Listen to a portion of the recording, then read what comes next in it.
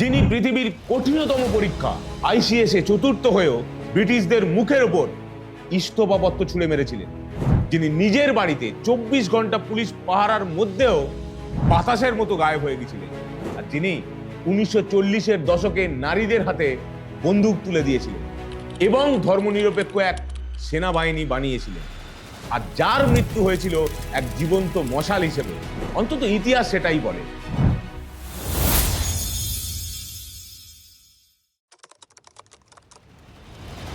নমস্কার, আমি সুবীর, আপনারা দেখছেন প্রাইম ডায়েরি। আজ আমরা খুলব ভারতের স্বাধীনতা সংগ্রামের সব থেকে বড় ফাইল, আইসিএস অফিসার থেকে দেশনায়ক, আর দেশনায়ক থেকে আজাদ হিন্দ ফৌজের সুপ্রিম কমান্ডার নেতাজি সুভাষচন্দ্র বসুর জীবনের এই যাত্রা কোনো সিনেমার চেয়ে কম নয়। চলুন ইতিহাসের গভীরে যাওয়া যাক। বাবা জানকীনাথ বসু ও মা প্রভাবতী দেবীর 14 জন সন্তানের মধ্যে তিনি ছিলেন নবম।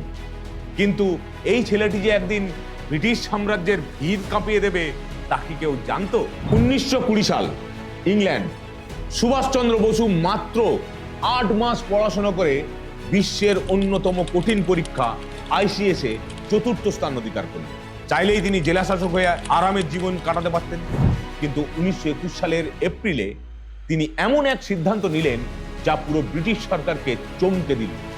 তিনি বললেন, সিভিল সার্ভিসের শিকলে আবদ্ধ হয়ে নিজের দেশকে সেবা করা সম্ভব নয়। তিনি ভারতের রাষ্ট্র সচিব এডউইন মন্টাগুকে চিঠি লিখে নিজের নাম আইসিএস থেকে প্রত্যাহার করে নিলেন।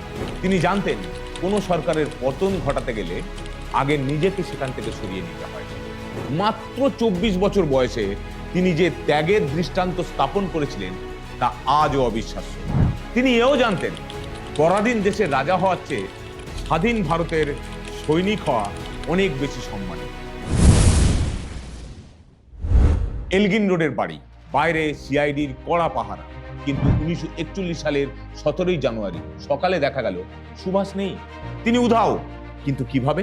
16 জানুয়ারি গভীর রাত, সুভাষচন্দ্র বসু নিজের চেহারা বদলে ফেললেন। তিনি সাজলেন একজন বিমা এজেন্ট, নাম নিলেন মোহাম্মদ জিয়াউদ্দিন। মুখে লম্বা লম্বা দাড়ি, গায়ে শেরওয়ানি। ভাগ্নে শিশির কুমার বসুর গাড়িতে চেপে তিনি ব্রিটিশদের চোখের সামনে দিয়ে বেরিয়ে গেলেন। পৌঁছলেন গোমো স্টেশনে, সেখান থেকে পেশোয়ার। এবার ছদ্মবেশ বোবা ও কালা পাঠান। আফগানিস্তান থেকে পার হয়ে তিনি আবার রূপ বদলালেন।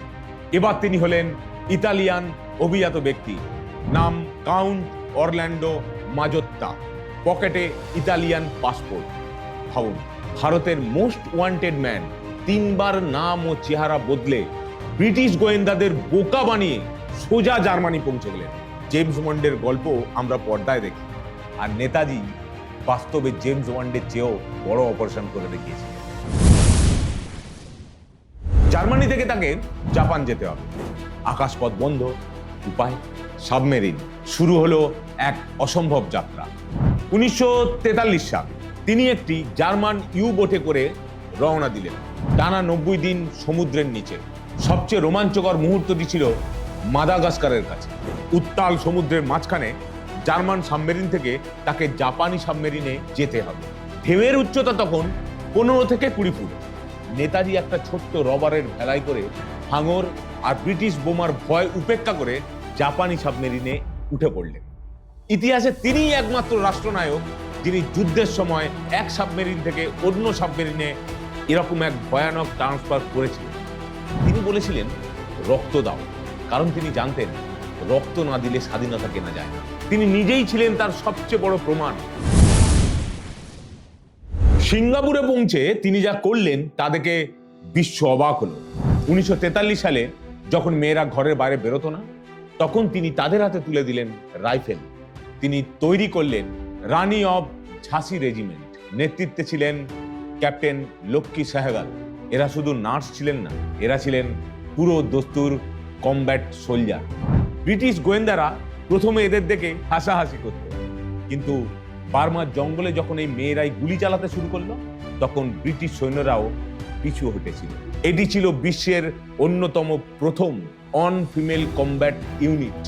নেতাজি প্রমাণ করেছিলেন ভারতের মেয়েরা শুধু চুরি হাতে পড়তে জানে না, দেশের প্রয়োজনে সেই হাতে রাইফেল তুলে নিতেও পারে। আজাদ হিন্দ ফৌজের সাফল্যের পেছনে ছিল তাদের সিক্রেট স্পাই গ্রুপ এবং এক অদ্ভুত নিয়ম, কমন কিচেন। নেতাজি তৈরি করেছিলেন বাহাদুর গ্রুপ, যারা শত্রু শিবিরে ঢুকে ভারতীয় সৈন্যদের নিজের দলে টানত আর ব্রিজ উড়িয়ে দিত, আর ফৌজের ভিতরে কোনো জাতপাত ছিল না।